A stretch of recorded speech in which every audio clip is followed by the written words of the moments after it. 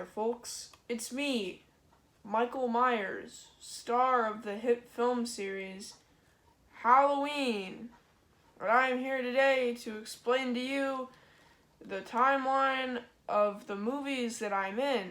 So, you might be wondering why I'm making this video. Well, it turns out that the chronology of the series is actually really complicated. For a series about one guy who stabs a bunch of people, it's got a really complicated overarching storyline. Now, don't get me wrong, I'm not saying that complicated overarching storyline is good. It's actually quite bad, but nonetheless, it is kind of overly convoluted in a way that might seem surprising to people who don't know the series all that well. We start off with the first film in the series, the perennial 1978 classic, Halloween. And this is a great movie. I don't think I really need to go into much more detail about how good it is. It's just a classic, directed by John Carpenter with music by him and written by John Carpenter and Deborah Hill. I think we all know that this movie is just great. But it's where the sequels come in that things get a little bit interesting. Then we have Halloween 2, which takes place directly after the first movie ended. You could basically watch these two movies back to back and it would be pretty much seamless. Despite the fact that Michael Myers' mask looks way different because apparently the producer kept it under his bed and he was a chain smoker. And then the mask got really yellow because the smoke decayed it. Nothing special about this one, continuity-wise. And so then we get into Halloween 3, and it's a whole different story. Halloween 3 basically killed the franchise for a while, until a few years later when it was revived with Halloween 4, the first film in the franchise thus far to not have any input from John Carpenter. Halloween 4 treats the events of the first two films as part of the continuity, but completely ignores 3, as all of the sequels from here on out would. So, if I'm talking about any of the other movies, just know that they completely ignore Halloween 3. Halloween 3 is unlike anything else in the franchise. It completely ignores the tale of Michael Myers to instead focus on an Irish warlock who uses pieces of Stonehenge to make evil TV commercials that turns people's faces into bugs. It's completely unlike any other movie in the series and unlike any other movie just in general. And I really like it, actually. I think it's the second best movie in the franchise after the first one, and on some days I'd even say it's better than the first. It's a really fun, entertaining film, but nonetheless it didn't do too well at the box office because it was unlike anything else in the series. I do have my fingers crossed though that the second sequel to the new 2018 one will be a sequel to Halloween 3. Come on guys, Tom Atkins isn't doing anything.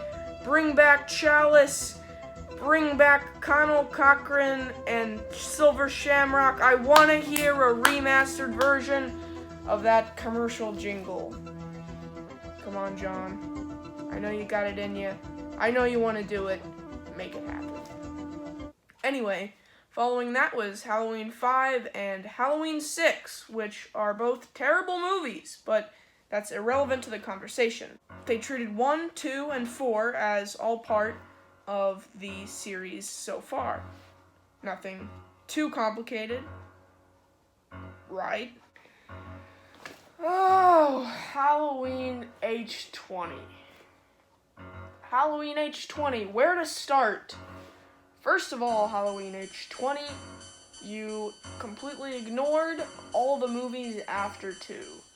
3, 4, 5, and 6 are completely out of the picture. They are not part of the storyline now. Halloween H20 takes place... 20? I just got that. Oh, I just got that. That's hilarious. Anyway, Halloween H20 takes place 20 years after the second film. Then, we had a follow-up to that movie. H20 revived the series' hopes after the flop that was Halloween 6. So, the next film was Halloween Resurrection, which Again, completely retcons 3, 4, 5, and 6, but keeps the storyline of 1, 2, and H20. So while it's sequel to Halloween, it's also more of a sequel to Halloween H20. So if you want to follow the regular series timeline, you'd want to watch 1, 2, 4, 5, and 6. If you wanted to watch the Halloween H20 timeline, you'd watch 1, 2, H20, and Resurrection. Well, you wouldn't want to watch Resurrection, because that movie is terrible. It has Busta Rhymes attacking Michael Myers and killing him with karate. Anyway, because Halloween Resurrection was such an awful movie, it pretty much killed the franchise yet again, much like Halloween 6. And then Rob Zombie came along and remade the first one, which is where we get a complete overhaul of everything we've seen before. Clean slate. If I could, I would throw that poster over there too, but it was expensive and I don't want to do that. Halloween 2007 brought along a gritty reboot, super dark, super edgy. Oh, Michael Myers is so tortured. This time it's not like those other movies. John Carpenter was a simpleton. Rob Zombie's an auteur. He knows what he's doing. Now Michael Myers, he isn't killing people for no reason, because we all want to see what Michael Myers was like, and now we finally do. We see that he's a part of a white trash family of rednecks. Yeah!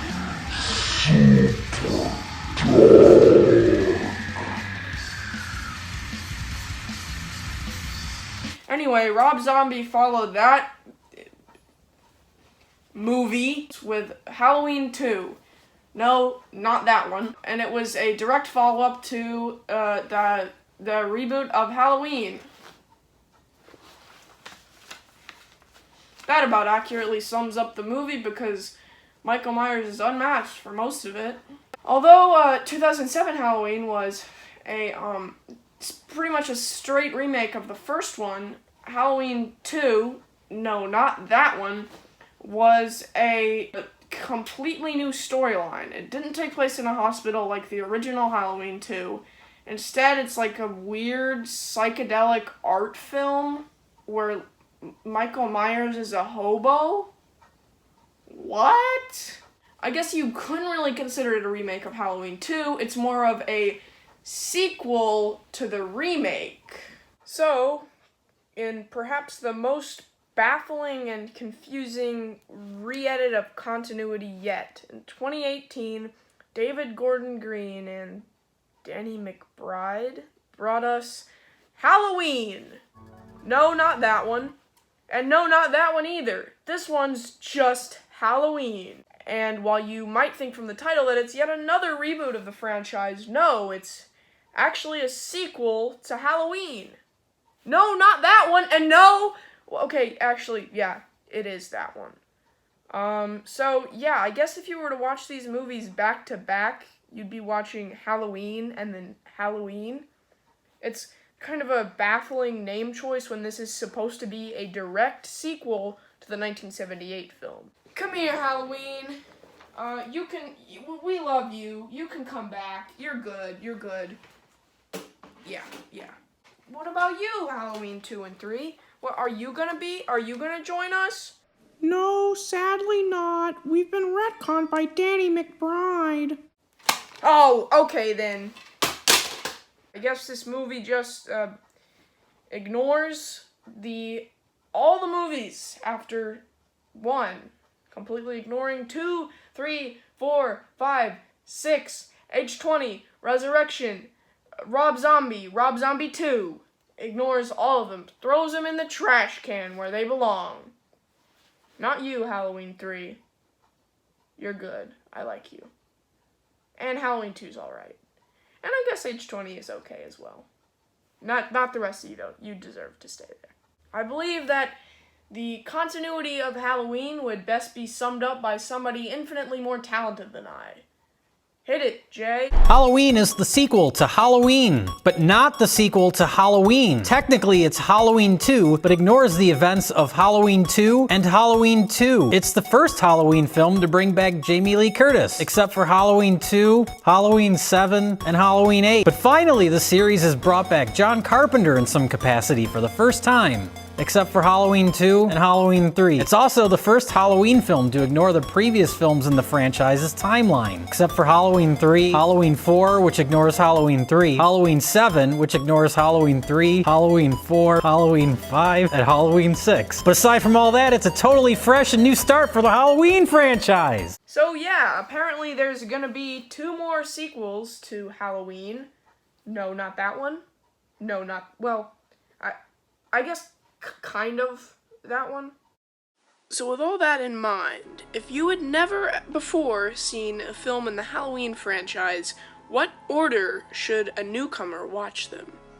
Well, I would say no matter what you're going for, always start with the original 1978 film. Now, after you finished watching it, if you enjoyed the Michael Myers killing people aspect of it, then I would suggest watching 2 and 4. They both continue on this thread, and while 4 isn't quite as good as the first 2, it's alright. It's a solid movie, and it has an excellent opening. But if you're more interested in, like, the Laurie Strode aspect of it, and her character, and how the killings would affect her, I would suggest watching Halloween 2, and then Age 20, or Halloween 1, and the new 2018 film. Now, if you just like the entertaining, craziness of movies, or you're a John Carpenter fan, and you just want a Halloween-themed horror movie, watch Halloween 3. I'm not telling you what to do. You people should watch Halloween 3. It's incredibly underrated. I should make a video about Halloween 3. I should. I definitely should. So with that in mind, go out on your Halloween mystic quest. And watch them movies, pals. They're pretty good. Some of them? There are probably a million other videos exactly like this, but hopefully I brought my own style and grace. Thanks for watching this spooky video. Tune in next time when I'll be doing something entirely different. So if you enjoyed this video, make sure you don't watch any of my other ones because they're nothing like this. Ooh, inconsistency, spooky!